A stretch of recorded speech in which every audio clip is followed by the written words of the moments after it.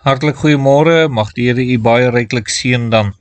Nou liewe vriende, in hierdie foto is dit nou die 3 olifantjies, die kleintjies, die 2 grootes, en die 2 wat vir ons kyk, is die een lyk sommer baie arrogant, en lyk asof daar nie 'n bekommernis op die wêreld op hom is nie. Die ander een is so bietjie versigtiger, so bietjie, en leuen en steen so bietjie teen hierdie ander enetjie, en hy seker so bietjie banger of onseker oor wat aangaan dan ook. Maar so het die olifante 'n normale roetine wat hulle in beweeg, en deel van daardie roetine is om, as daar water is, daagliks by die water uit te kom en daagliks gaan drink hulle. Nou ja, en dit bied sekuriteit, dit bring veiligheid, dit gee sekerheid, veral aan die kleiner olifantjies, dit verseker ook hulle toekoms, wanneer hulle weet dat daar 'n voorsiening vir hulle ook so is, dat daar môre weer water sal wees, en dat hulle weer kan drink.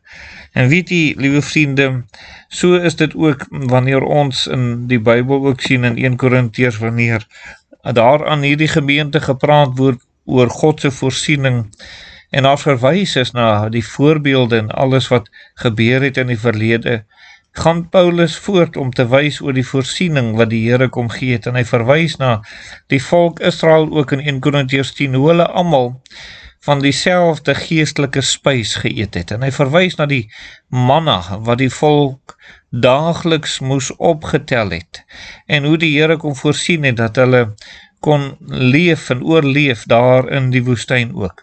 Nou as jy nou reg sal onthou, die manna het die Here elke oggend vars en nuut gegee. Elke oggend moes hulle nuwe manna gaan optel. Hulle kon nie die vorige dag sin hou nie. Behalwe wanneer dit nou by die Sabbat was, dan het hulle die vorige dag ekstra opgetel vir die Sabbat. Maar hulle kon elke dag, moes hulle vars nuwe manna gaan optel, en dan kon hulle daarvan eet, en hulle kon dit op verskillende maniere gaar gemaak het. En liewe vriende, so het die Here vir hulle voorsien. As iemand lui sou wees en gedink het, ag ek gaan sommer nou vir die hele week optel, dan sou daar die volgende oggend, sou daar die manna vol wurms gewees het, dit sou nie meer eetbaar gewees het nie. En daarom moes hulle dan nou daardie oggend dan weer gaan optel het.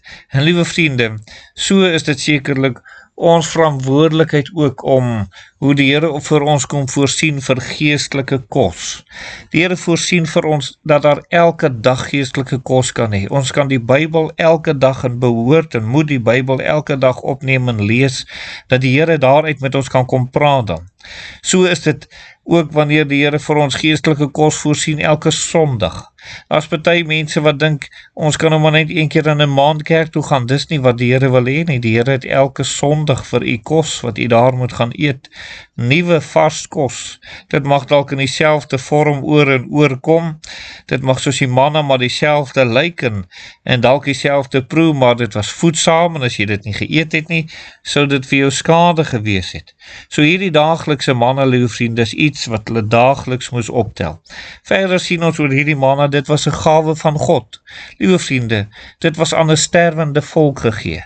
'n Volk wat besig was om dood te gaan van die honger, het God vir hulle kos kom gee.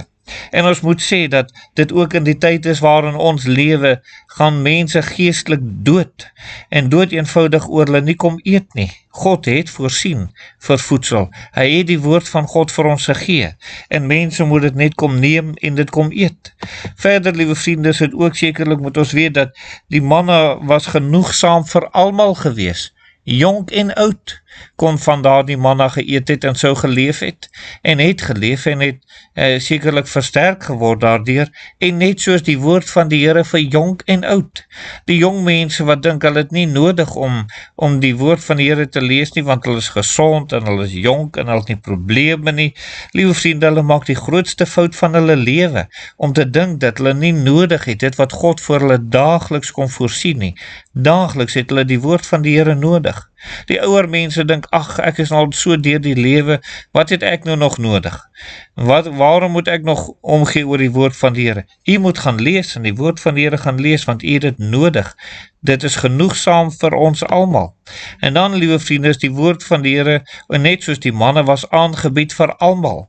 Almal moes kom neem, ryk en arm, jonk en oud, almal moes daarvan kom neem.